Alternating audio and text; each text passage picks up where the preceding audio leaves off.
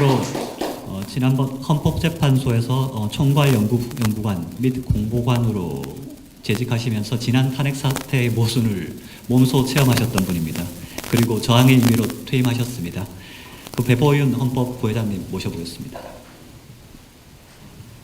네. 저는 지난 작년 1월 29일에 조선일보 최고식 기자 만난 사람, 거기에 탄핵 관련 인터뷰를 한 적이 있습니다. 그때 그 기사에 대한 댓글이 한 200여 개 달렸었는데 그 부분을 이제 낱낱이 읽어서 우리 국민들은 어떻게 생각하느냐를 제가 접하게 됐는데 거의 대부분의 말씀이 만시지탄이라는 말씀을 하시고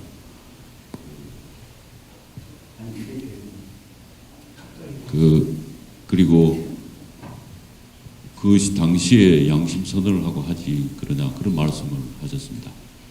사실 법조인으로서 그것은 정도는 저는 아니라고 생각을 했습니다.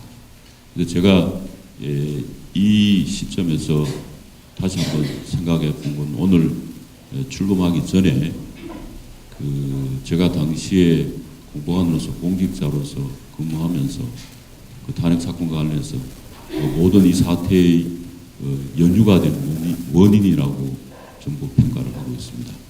그런 관점에서 제가 오늘 말씀드리는 것은 주장이나 성토를 아니고 제 자신에 대한 그 참회와 반성의 말씀을 드리고자 합니다.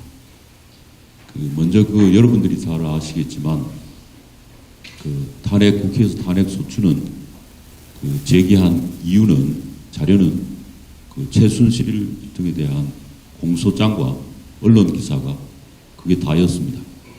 그 공소장에는 한 구절 대통령 박근혜와 공모하여 그 문구를 가지고 탄핵 소추를 했습니다. 국회의원 234분이 탄핵 소추를 동의하고 한 것이죠. 그런데 이제 헌법재판소 당시에 기존 노무현 대통령의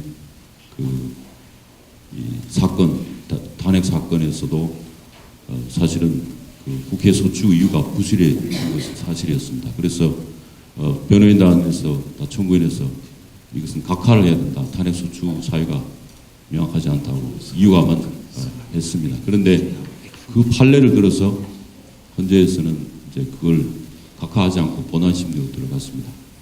그래서 그 국면에서 제가 지금 생각을 돌이켜 보니 공소장 그것도 본인에 대한 것도 아니고 공모하여라는 한 문구를 가지고 소추하는 것은 소추 사유에 합당하지 않다고 해서 마땅히 각하로 해서 국회에 돌려보냈어야 마땅하지 않느냐. 근데 그 국면에서 저는 공직자로서 제 역할을 수행을 했느냐라는 면에서는 역할을 못하는 점에서 잘못을 반성을 합니다.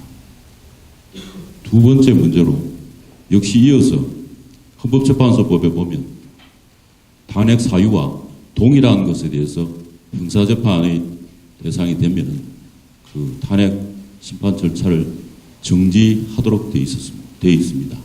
그래서 본 재판을 형사재판을 마치고 그것을 가지고 그것을 전제로 해서 탄핵 사유가 되느냐를 판단하도록 그렇게 되어 있습니다. 근데 당시에는 이것은 동일한 사유가 아니기 때문에 대통령 탄핵 대상인 박근혜 대통령이 기소된 것이 아니고 공범들이 기소된 사건이기 때문에 본인 사건이 아니기 때문에 이것은 재판 절차를 정지하지 않고 본안 판단을 한다고 그런 판단을 했었습니다. 그런데 사실은 내실은 조금 전에 말씀드린 것처럼 공소장에도 박근혜 대통령 공모하여 그것에 의탁해서 탄핵 소추를 했지 않았습니까?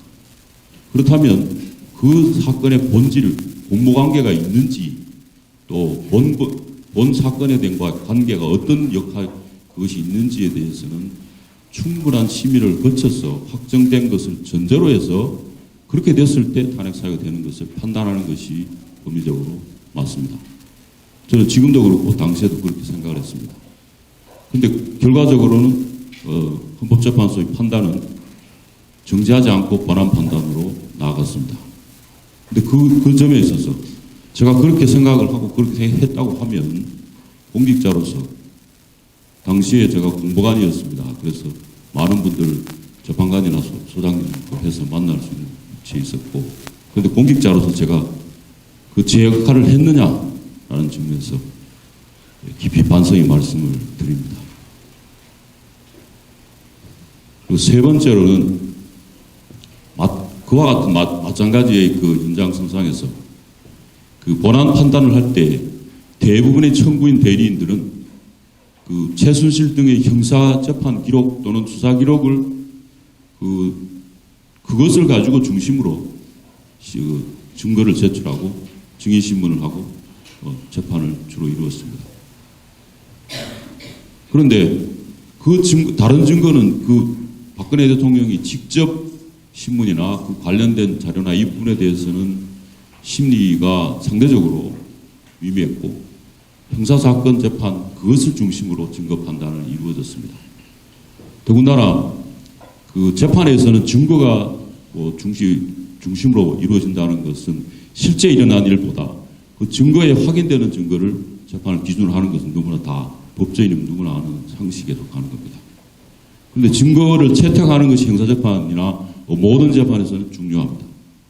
그런데 그 형사재판 수사 기록을 증거를 탄핵 재판에 쓸 수 있느냐 마느냐의 관점에서 중요한 부분인데 그 점에 있어서는 그 헌법재판소 재판부는 형사재판에 준한 것으로 본인이 동의하지 않으면 채택하는 그런 방식을 쓰지 않고 이것은 탄핵 재판이기 때문에 엄격한 형사 절차의 증거 법칙을 적용하지 않는다고 해서 그렇게 결정함으로 인해서 대부분의 그 최순실의 형사 재판 기록이나 증거를 그대로 이 탄핵 심판의 그 증거로 해서 사실 인정을 하게 되었습니다.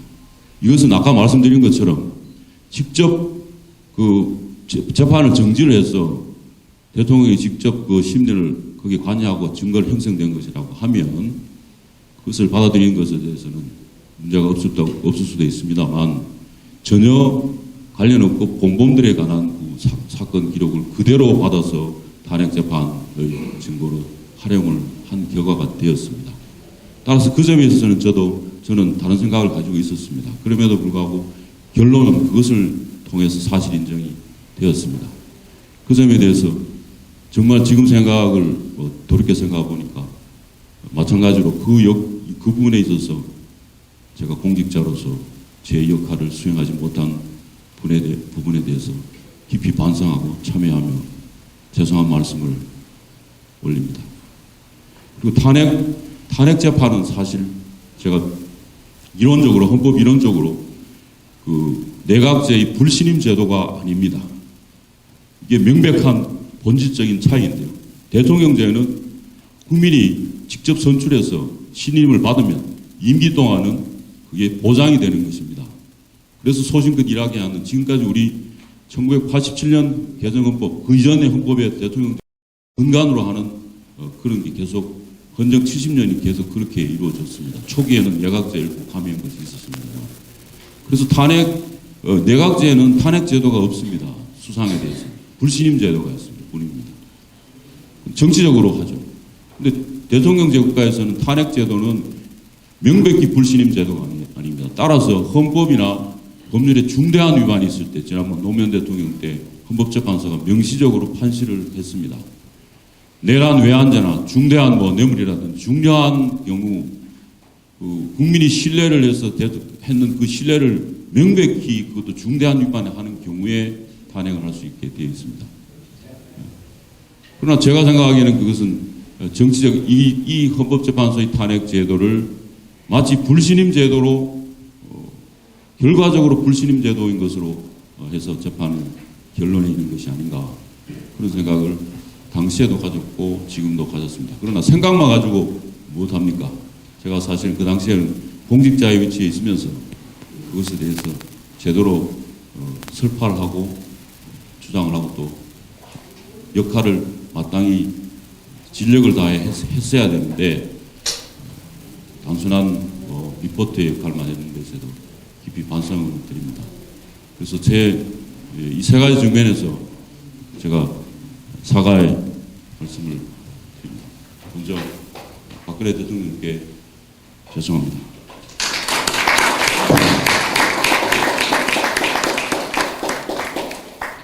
국민 여러분, 송구합니다.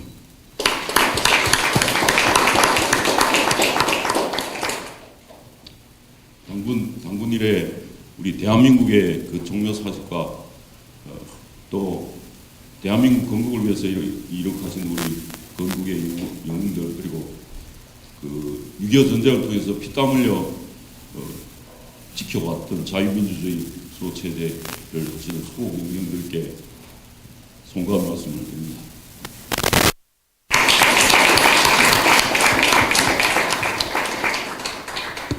예, 배보윤 변호사님께서 오늘 정말 놀랍고 용기 있는 말씀을 해주셨습니다. 오늘 말씀은 제가 볼 땐 정말 중요한 역사의 기록으로 남으리라 확신합니다. 여기 계신 그 유튜버 분들께서도 이 말씀 정말 중요한 말씀이거든요. 따로 편집하셔서 널리 좀 전파해 주시면 감사하겠습니다.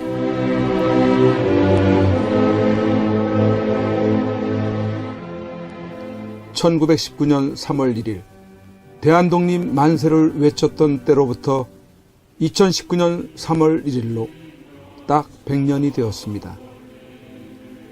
이제 우리는 대한독립 만세를 다시 외쳐야만 하는 어처구니 없는 지경에 놓여 있습니다. 공산주의자들이 지배하는 독재로부터의 독립, 공산주의가 좀먹고 있는 가운데 자유민주주의가 심각하게 침해를 당한 것으로부터의 독립만세 말입니다. 이런 가운데 우리가 기억해야 할 사람 한 분, 박근혜 대통령.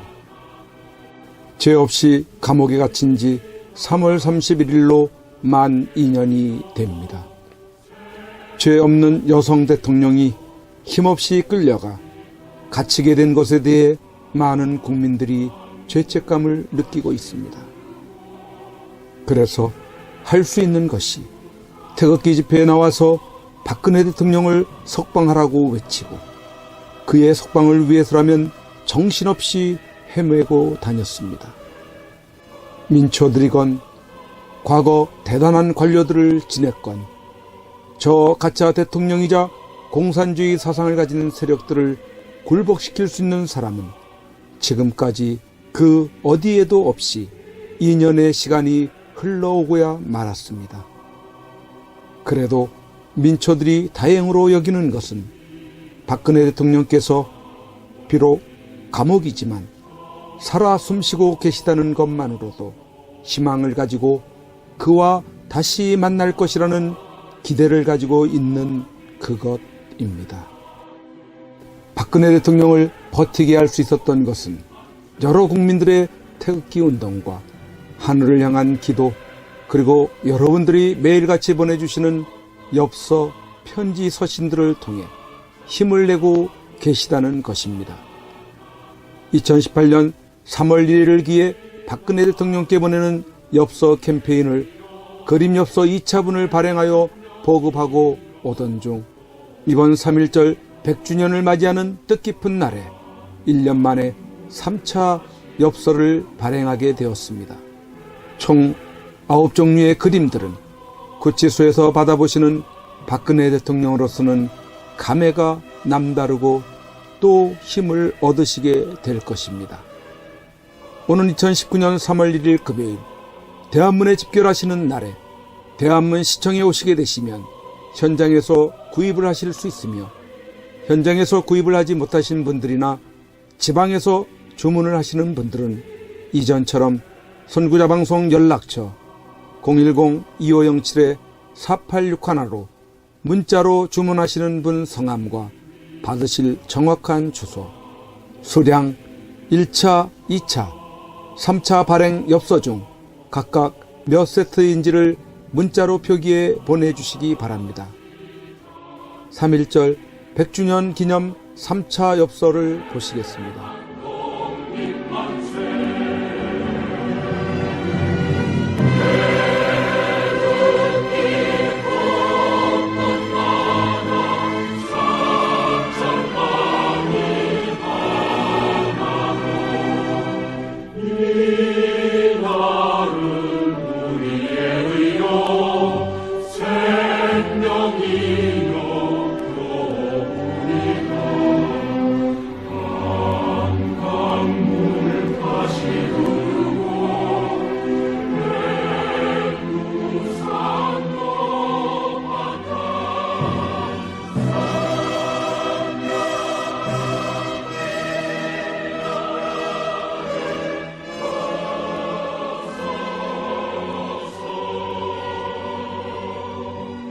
박근혜 대통령님이 복귀하시는 그날까지 선구자 방송의 엽서 보내기 운동은 계속됩니다. 1, 2차 엽서들과 함께 또 다른 감동을 주는 익히 보아왔던 그림들을 엽서로 여러분들이 만나시게 됩니다. 그동안 많이 참여하셔서 매주마다 많게는 천여통의 엽서 편지들을 통해 세상 소식도 아시게 되시고, 여러분들이 보내주시는 엽서 편지들은 다 읽어보시고 간직하고 계신다고 합니다. 계속해서 엽서 편지 보내기에 동참을 해주시고, 아직까지 이러한 내용을 모르시는 주위의 많은 분들에게도 알려주셔서 참여하실 수 있도록 해주시면 감사하겠습니다. 3.1절에 대한문 시청에 나오시는 분들은 행사 진행 텐트 쪽에 오셔서 선구자 방송 엽서 코너로 찾아오셔서 구매하시기 바랍니다.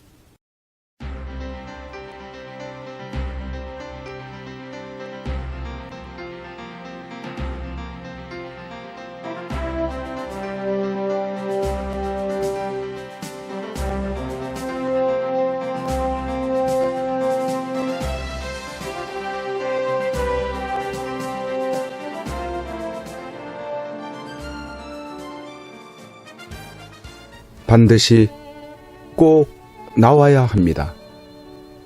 대한민국 역사상 가장 깨끗한 대통령입니다. 어쩌면 이 겨울이 구치소에서 보내는 마지막 계절이 될지 모릅니다. 대통령께서 이 마지막 겨울을 지탱케 할 유일한 방법 중 한 가지는 태극기 집회도 아닙니다. 대통령을 위한 법적 싸움도 아닙니다. 그렇다고 세계를 향한 구명 호소도 아닙니다. 그 유일한 방법은 엽서 편지 보내기입니다. 대통령은 수많은 국민들이 보내주는 엽서 편지를 통해서만이 힘을 얻고 계시게 될 것입니다.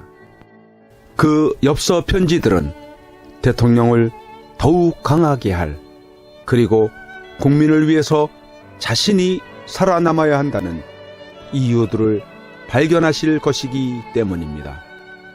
여러분 함께 해 주십시오.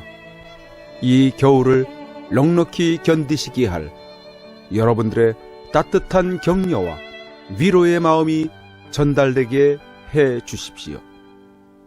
매일같이 산더미처럼 전달되어지는 여러분들의 엽서 편지들을 통해 대통령께 막바지 생기를 불어넣어 드리십시오.